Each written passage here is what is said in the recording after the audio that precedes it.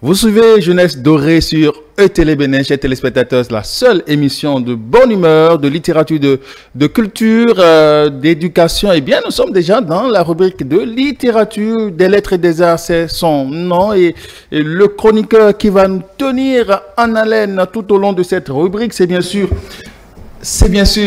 l'immensissime Ibrahim, je voulais dire Ibrahim Innova. Oh là là, je crois que Ça vous ressemble? bon, Vous voulez innover? en quelque sorte. Merci beaucoup Ibrahim pour tout ce que vous faites pour des lettres et des arts. Merci beaucoup à vous. Alors bonjour Ibrahim. Bonjour Habib Bonveni, bonjour chers téléspectateurs, j'espère que chacun se porte très bien. Bon, je me porte très bien. Alors, nous parlons d'une œuvre dont l'auteur est Eustache Prudencio. C'est qui d'abord Eustache Prudencio? Bien, de façon très succincte, il faut retenir que Eustache Prudencio est un auteur béninois. C'est un auteur béninois qui est né en 1922 à Bopa, donc vous comprenez que c'est un auteur de la première génération d'écrivains africains. Né durant la période coloniale, donc longtemps avant les indépendances, et qui aura donc fait son parcours et obtenu son diplôme d'instituteur. C'était donc à l'époque, tout le monde obtenait, et au Sénégal. Okay. Donc par la suite, il va faire une formation également en journalisme. Voilà. Donc Eustache Prudencio va exercer les métiers d'écrivain et de journaliste. Par la suite, il sera appelé à des postes politiques, à des postes diplomatiques. Donc, il va exercer également la fonction d'ambassadeur de la République du Bénin au Nigeria et au Cameroun. Eustache Prudencio aura écrit beaucoup de livres, notamment donc des nouvelles, également de la poésie. Et tout cela sera couronné par de nombreux prix littéraires aussi. Mais il va nous quitter, hélas, en 2001, à Cotonou. Et donc, l'œuvre qui attire notre attention aujourd'hui sur des lettres et des arts, c'est bien sûr Le Mortier Rouge. Oui, Le Mortier Rouge, ça fait partie donc de la bibliographie d'Eustache Prudencio. Ça fait également partie de ces œuvres-là qui sont les plus connues, parce que c'est une œuvre qui est au programme.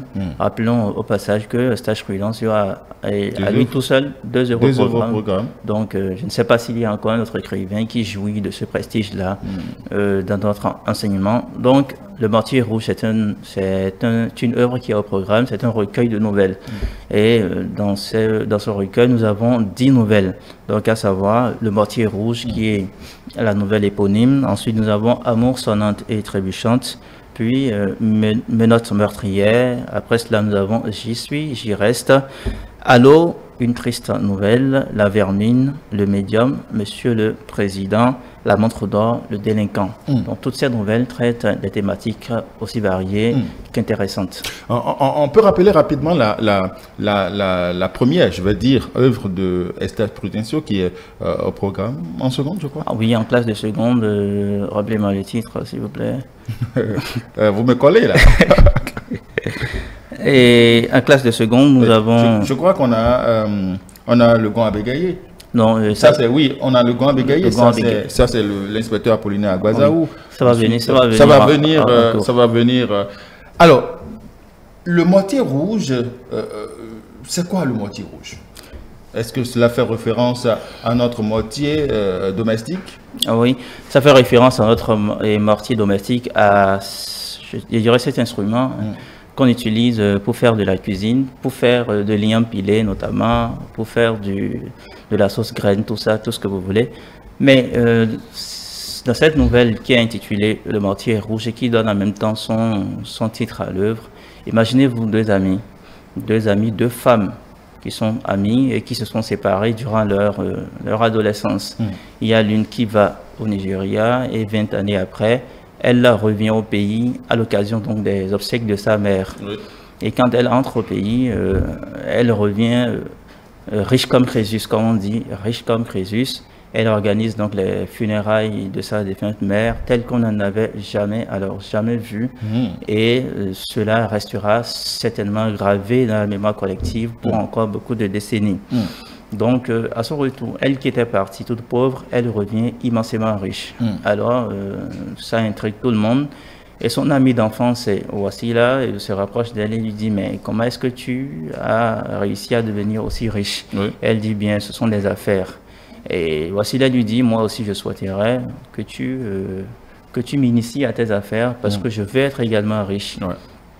Et là, elle lui dit, si tu tiens réellement à devenir riche, viens me voir après les funérailles. Et là, après les funérailles, elle va voir son amie Sikira.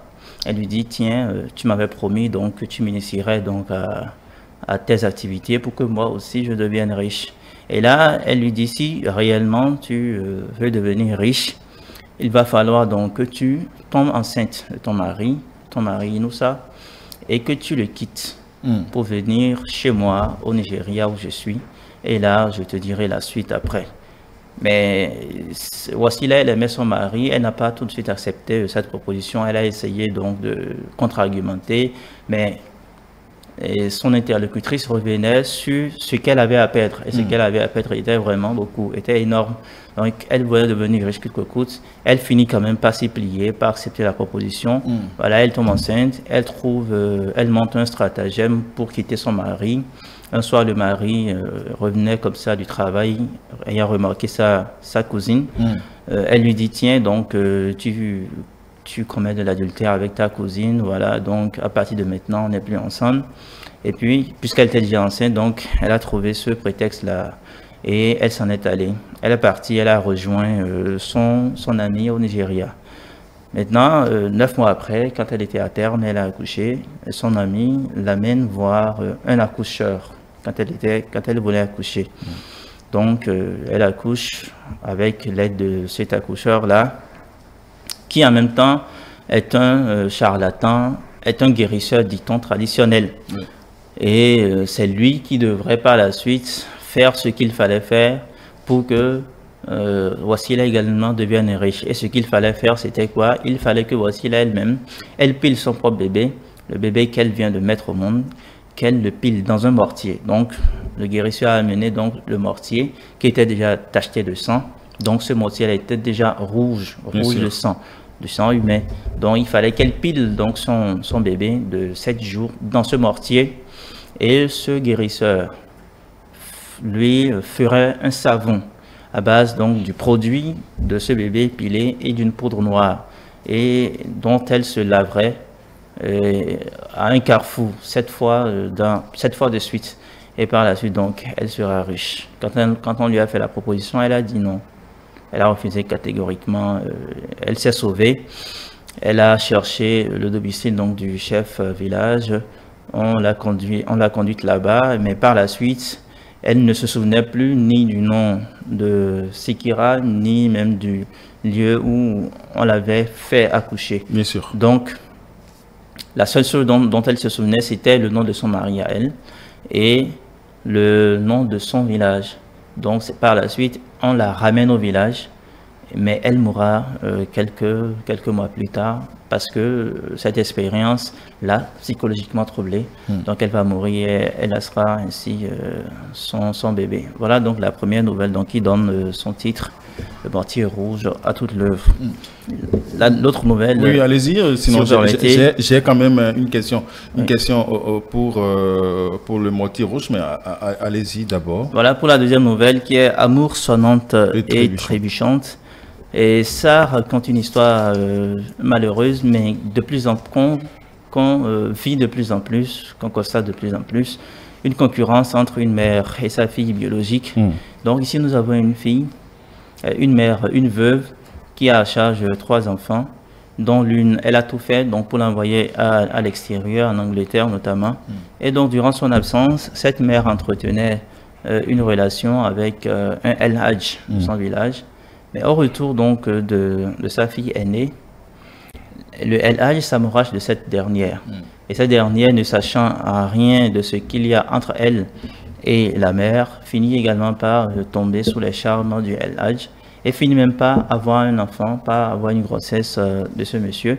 Donc, cette femme-là, la fille va finir par arracher le mari, pas encore le mari, hein, va finir par arracher l'homme, puisqu'il n'était pas marié. Oui. Voilà, donc va finir par arracher l'homme de sa mère. Donc, elle va bouter la mère dehors et elle va prendre sa place. Donc, voilà, donc, essentiellement, l'amour, ce à quoi se résume l'amour sonnante et trébuchante. Pourquoi donc sonnante et trébuchante?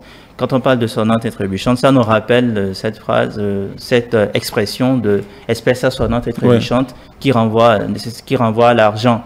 Il faut savoir donc que si elle a utilisé surtout son pouvoir financier, parce qu'il en a, son pouvoir financier, donc pour appâter aussi bien la mère d'abord, et par la suite également pour avoir la fille. Bien, et après cela, nous avons Ménote meurtrière.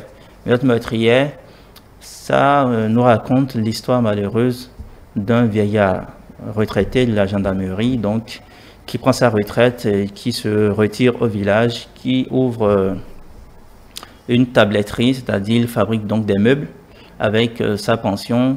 Et un soir, donc, il reçoit une lettre de son fils qui est allé en ville, qui est à Cotonou. Donc, et ce fils-là lui demandait de l'argent.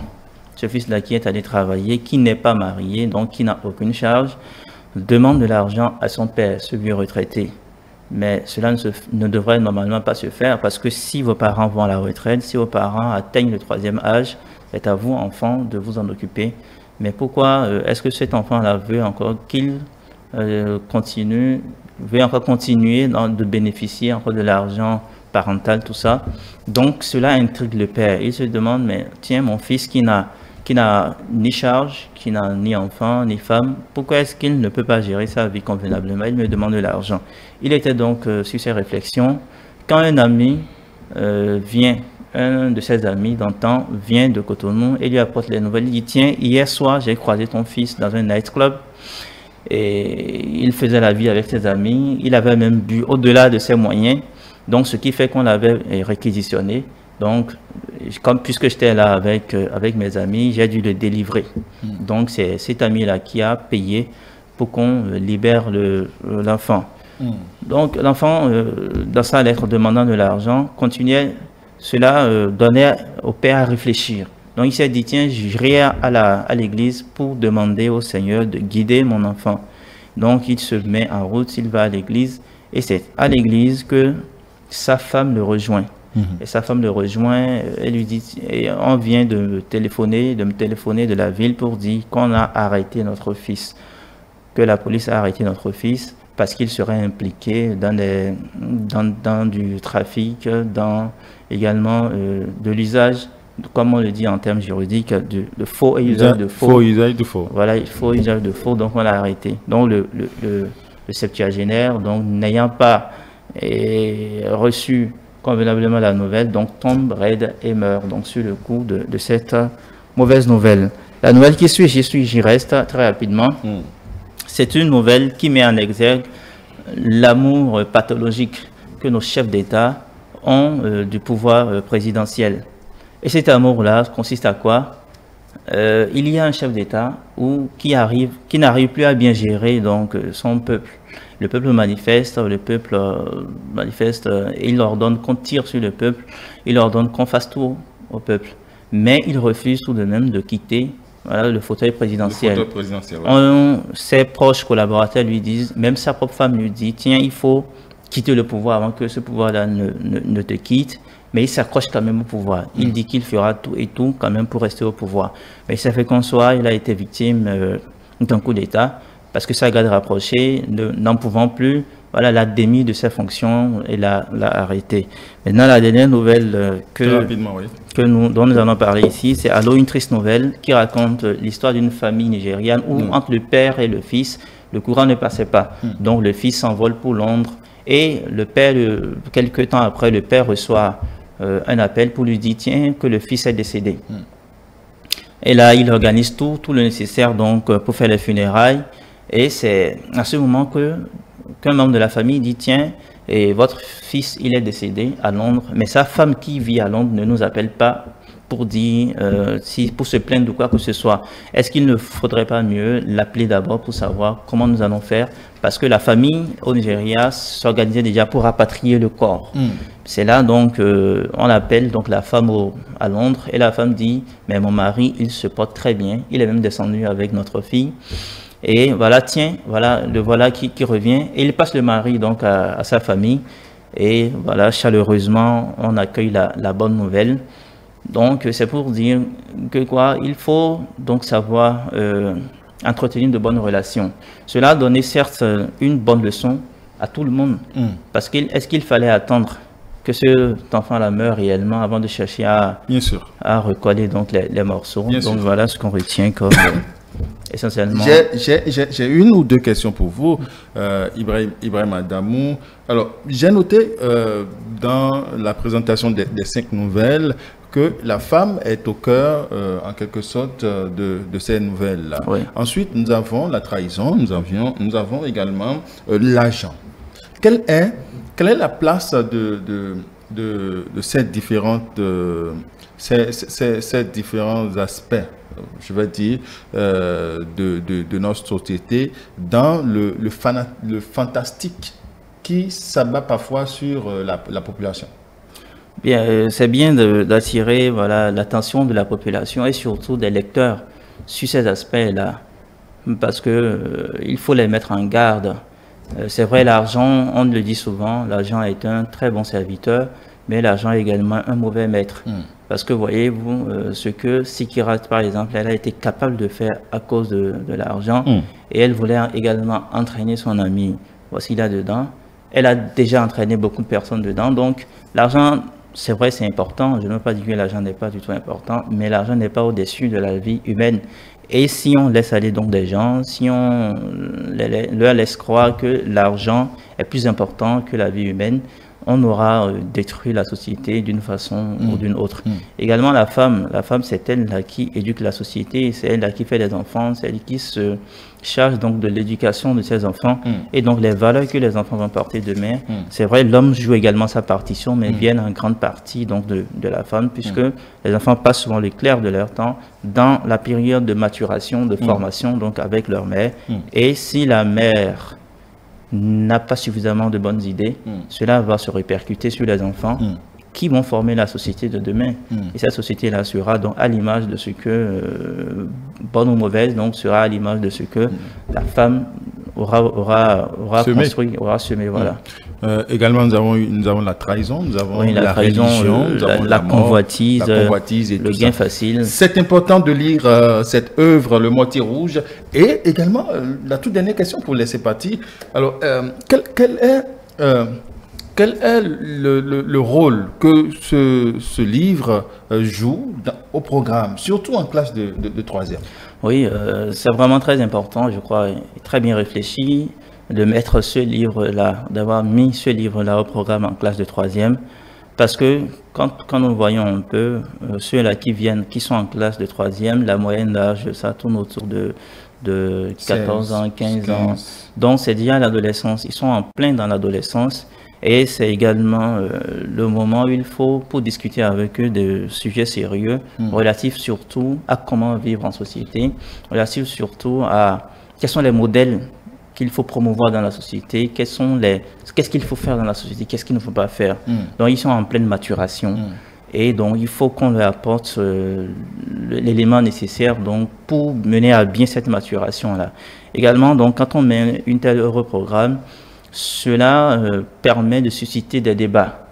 Déjà, quand vous étudiez cette œuvre avec les enfants, vous étudiez par exemple la nouvelle du Mortier Rouge, ils vont vous poser des questions de savoir est-ce qu'il faut se lier d'amitié à tout le monde déjà, parce que c'est une mauvaise amie qui conduit, voilà. Donc, ils ont déjà la réponse. Est-ce qu'il faut se lier d'amitié à tout le monde? Ils ont déjà la réponse. Est-ce qu'il faut également tout faire pour avoir de l'argent? Ils auront également la réponse. Est-ce qu'il faut également envier tous ceux-là qu'on va essayer de faire comme eux? Je crois qu'il vaut mieux apprécier ce qu'on a et chercher honnêtement à construire ce qu'on n'a pas. Il y a également cette nouvelle-là qui me plaît beaucoup, Meurtrière. Parce que ce sont là, en classe de 3e, donc des enfants qui sont appelés donc à mener une carrière, déjà à faire des études, à mener une carrière. Cela leur implique déjà les premières notions de la gestion.